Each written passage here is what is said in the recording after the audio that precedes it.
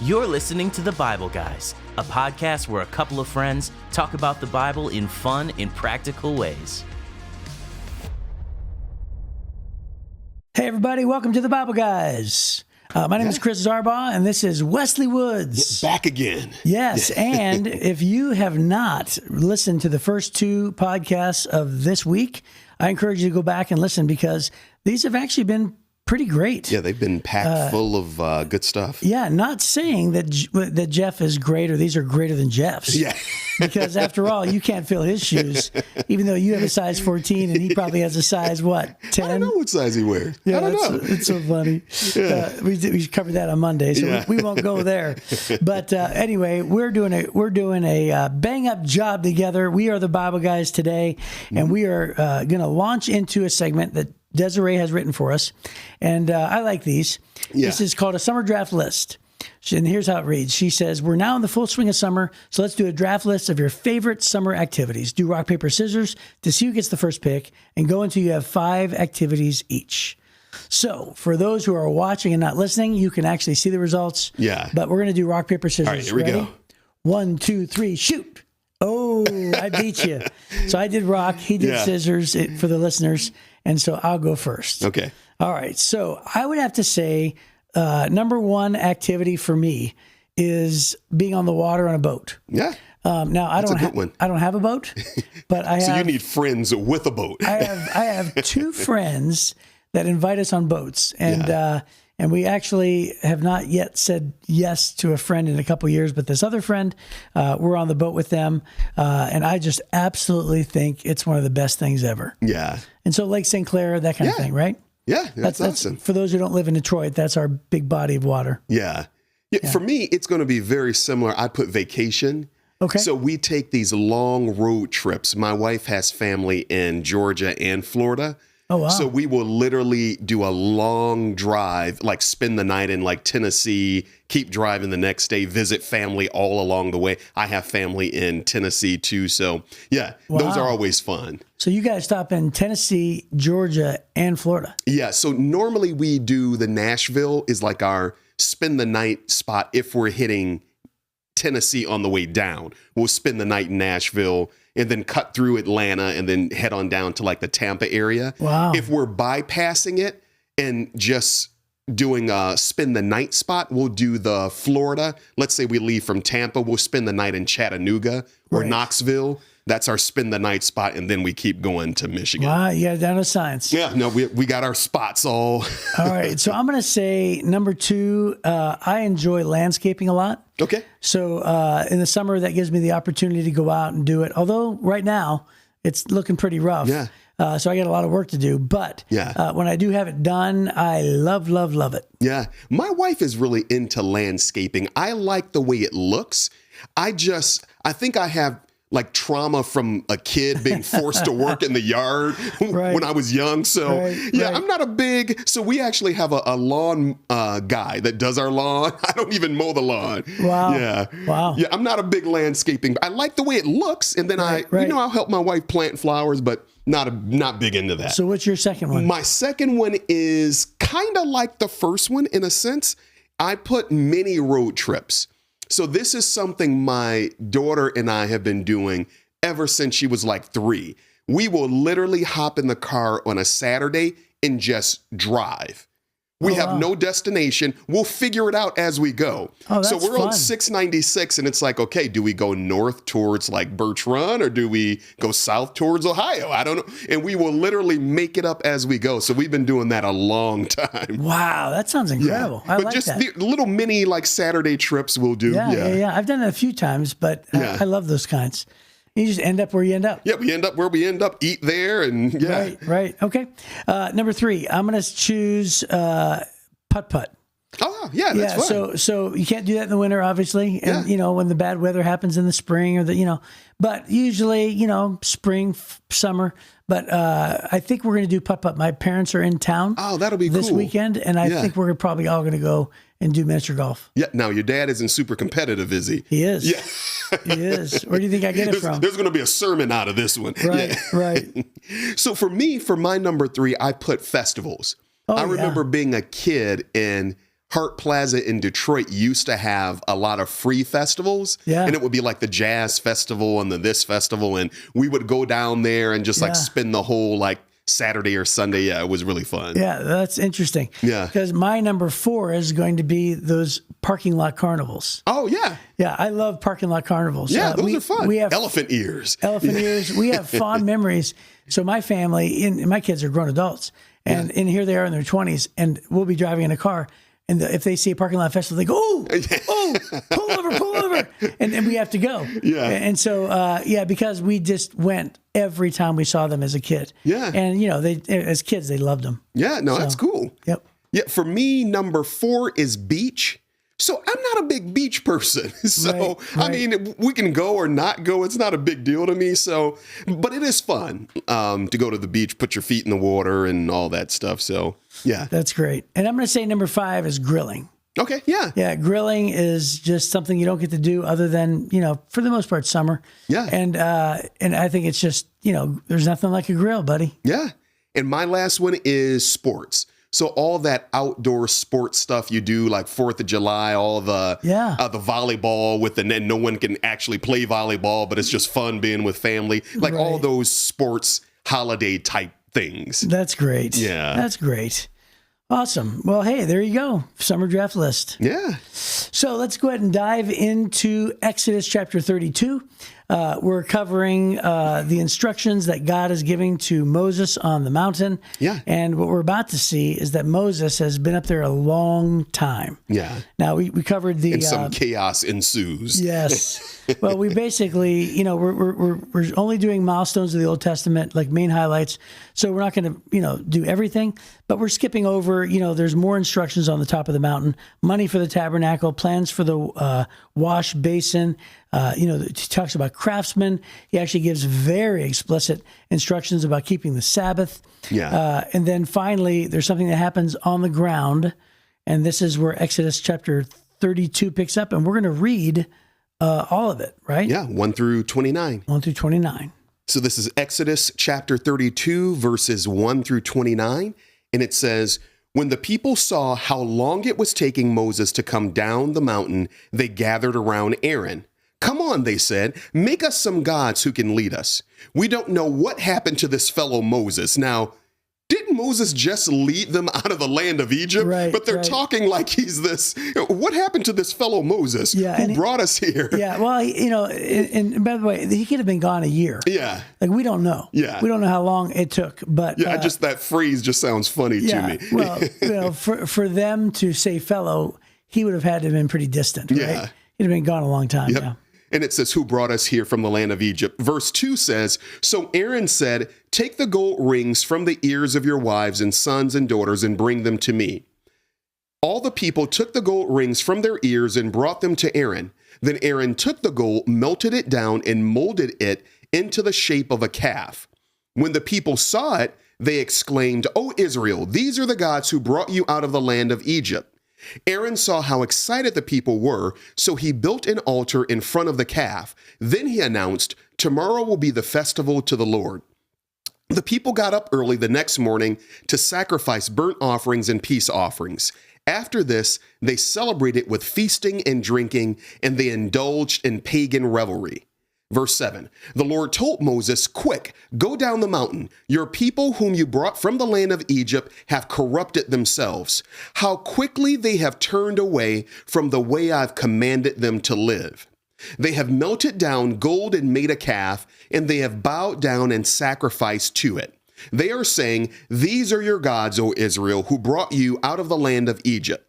Verse 9, then the Lord said, I have seen how stubborn and rebellious these people are. Now leave me alone so my fierce anger can blaze against them and I will destroy them.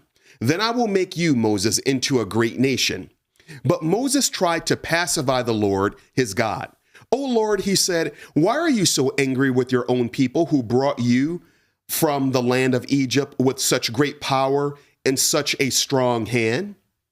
Whom you... Yes. Let me reread that. O Lord, he said, why are you so angry with your own people whom you brought from the land of Egypt with such great power and such a great strong hand?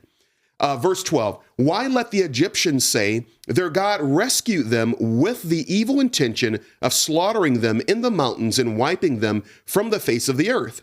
Turn away from your fierce anger. Change your mind about this terrible disaster you have threatened against your people. Verse 13, remember your servants, Abraham, Isaac, and Jacob. You bound yourself with an oath to them, saying, I will make your descendants as numerous as the stars of heaven. And I will give them all of this land that I have promised to your descendants, and they will possess it forever. So the Lord changed his mind about the terrible disaster he had threatened to bring on his people. Verse 15, then Moses turned and went down the mountain. He held in his hands the 2 stone tablets inscribed with the terms of the covenant. They were inscribed on both sides, front and back. These tablets were God's work. The words on them were written by God himself.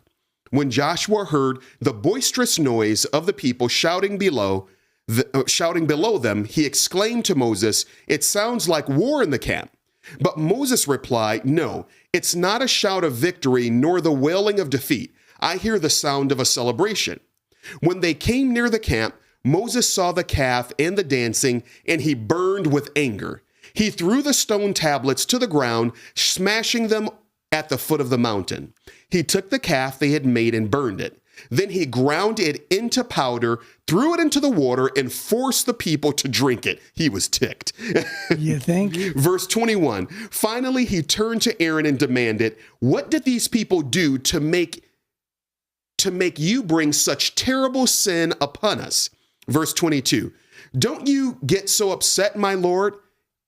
Aaron replied, you yourself know how evil these people are. So Aaron's kind of pushing the blame a little bit. Mm-hmm. They said to me, make us gods who will lead us. We don't know what happened to this fellow Moses who brought us here from the land of Egypt. Verse 24. So I told them, whoever has gold jewelry, take it off. When they brought it to me, I simply threw it into the fire and out came this calf, which I think is hilarious. That's hilarious. Verse 25, Moses saw that Aaron had let the people get completely out of control, much to the amusement of their enemies. So he stood at the entrance of the camp and shouted, all of you who are on the Lord's side, come here and join me. And all the Levites gathered around him. Verse 27, Moses told them, this is what the Lord, the God of Israel says, each of you, take your swords and go back and forth from one end of the camp to the other. Kill everyone, even your brothers, friends, and neighbors. The Levites obeyed Moses' command, and about 3,000 people died that day. Then Moses said told the Levites, today you have ordained yourselves for the service of the Lord, for you obeyed him, even though it meant killing your own sons and brothers. Today you have earned a blessing. And yuck. There's a lot that happened there. Yeah, there's a bunch of yuck with sin, isn't there? Yeah. And so, wow, on that whole story. And it represents so many things. And yet, it's interesting because even though symbolically we could apply it to today, today we have many things that we place, in God's place, whatever is reserved for God. We can worship money. We can worship, even our own children or a relationship or our job or whatever it is. And those are the false gods, that we have in our lives. So it's transferable, and it's definitely symbolic, and it happens for a reason. But if you were to really, truly try to imagine yourself as a part of this story, yuck. Yeah. It is unbelievably just painful. And, it's interesting about Aaron is it's the one verse that really stands out, isn't it? So it says at the very beginning, number one, it was Aaron's idea, right? And he admitted to that. He says, it was because of the people. And I said, bring me all your earrings and golds. And he said, I threw it into the fire and out came this calf. And yet the Bible, the inerrancy of the Bible, the truth of the Bible, tells us exactly what he did. Aaron took the gold and melted it down and molded it into the shape of a calf. Yeah, so it didn't just poof, just like fly out of the fire. Right. So I guess what Aaron is trying to do is to say that there's some validity to this false god. Yeah. Like what is he trying to do here? He's trying to say, hey, there's some supernatural things. Don't blame me. That is happening here? I don't know. Yeah, to me, this reminds me of just making a reference to today, trying to play both sides of the fence. Oh, for sure. You know, there are people I can think of, maybe there's someone listening and on your job, maybe there are things that are being presented to you that aren't illegal, but they just kind of skirt up against unethical or immoral. And you're wondering, well, everyone else is doing it. Should I do it too? And you've got to make a decision. What side of the fence are you going to be on? Right. Are you going to be like Aaron and go ahead and capitulate and, you know, make the false god? Or are you going to stick to what you know God said to do? So, well, yeah. I'll tell you, when you meet a person, I had a staff member I worked at my previous church who he was known to be talking out of both sides of his mouth. Yeah. And he would say one thing to one person, and then if he went to another person who had a different opposing opinion, he would play it to that opinion. Yeah. And he would literally say two things, and he'd go back and forth. And guess what? People talk. Yeah. And you're gonna get in trouble for that. You're gonna be known for that. He told me this. Well, he told me that. Yeah, and I'm telling you, there's almost nothing worse than getting tagged with a person who talks out of both sides of their mouth. Yeah. Unless you're Aaron. Aaron's worse. Yeah. So let me read this Life Application Study Bible note about Aaron. It says this: effective teamwork happens when all team members use their special skills. Ideally, each member's strengths will contribute something important to the team effort. In this way, members make up another's weaknesses. Aaron made a good team with Moses. He provided Moses with one skill Moses lacked: effective public speaking. But while Aaron was necessary to Moses, he needed Moses as well. Without a guide, Aaron had little direction on his own. There was never any doubt as to who God's chosen leader and trained leader was. The pliability that made Aaron a good follower also made him a weak leader. Isn't that interesting? Yeah. His major failures were caused by his inability to stand alone. His yielding to the public pressure of making an idol was a good example of this weakness. Most of us have more of the follower than the leader in us. We may even be good followers if we are following a good leader, but no leader is perfect, and no human deserves our complete and unquestionable allegiance. Only God deserves our complete loyalty and obedience. We need an effective team members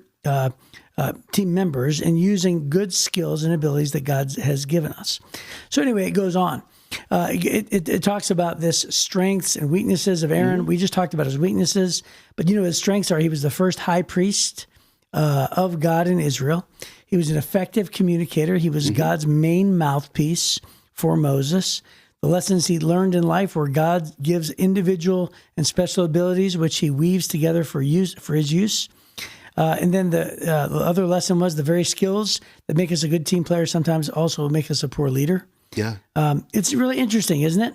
How Aaron is such a great compliment to Moses, and yet it's very clear that person who's a great number two should never be a number one. Yeah.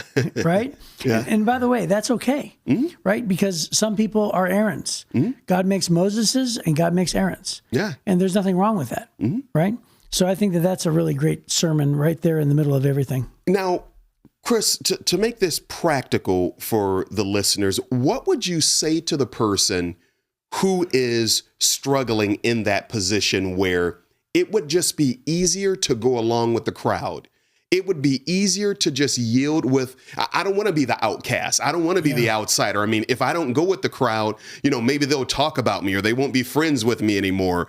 What would you say to that person who's struggling in that area? And that could have been what Aaron was dealing with a little bit. Well, it's interesting, but it connects the dots for me to so many different things. Yeah. And the main thing that I want to say that has come to my mind is this, is that think about how much you love God. So in the New Testament, we aren't obeying God because we absolutely have to. Yeah. Right? Because we're given grace. Have to meaning that God isn't going to smite us. Yeah. God isn't going to punish us. Right? There's not going to be 3,000 people dying by the sword because of our sin. Yeah. And that's not the way God works anymore. So in other words, we don't obey God because we have to. It is much more effective to obey God because we want to. Yeah.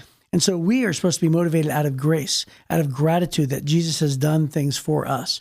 So I would say to the person who wants to go with the crowd, remember this, that God's response to sin only changes in his response to us. But his response to sin is still, he hates sin. Yeah.